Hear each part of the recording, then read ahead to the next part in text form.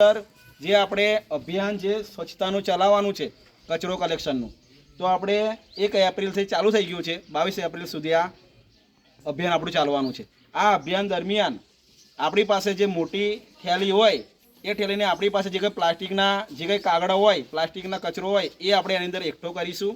આપણી જે રિક્ષા આપણને તાલુકામાંથી આપેલી છે, જિલ્લામાંથી આપેલી છે, આ રિક્ષા દર અઠવાડિયે 4 ગામ ફરવાના છે. એટલે અઠવાડિયે કદાચ સેટ થશે.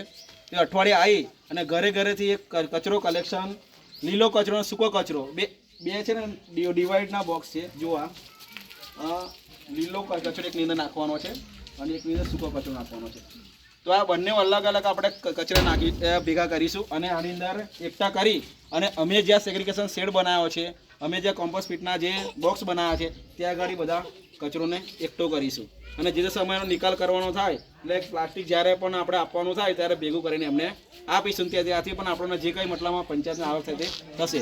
તો બધી બહેનો અને ભાઈઓ, ખાસ ભાઈઓ બી પાન મસાલા ગુટખા ખાતા હોય, છોકરાઓ આપણા પેલું શું કહેવાય કે ગમે તે એ ખાતા હોય એની અંદર પ્લાસ્ટિક જે પડતું હોય તો એ પ્લાસ્ટિક પણ આપણે આ રીતના આપણે પોતાના ઘરનો ડબ્બો હોય અથવા તો મોટી થેલી હોય એની અંદર એકઠી કરી અને જ્યારે પણ આ આપણી રિક્ષા આવે તો એ રિક્ષાની અંદર આ પ્લાસ્ટિક મૂકી દઈશું. આ બધો જ કચરો ભેગો થાય અને આપણી જે જગ્યા સેગ્રીગેશન શેડની જગ્યા બતાવીશ ત્યાં આગળ એકઠો થવાનો છે અને ત્યાંથી એનો નિકાલ સેગ્રીગેશન થાય નિકાલ થશે.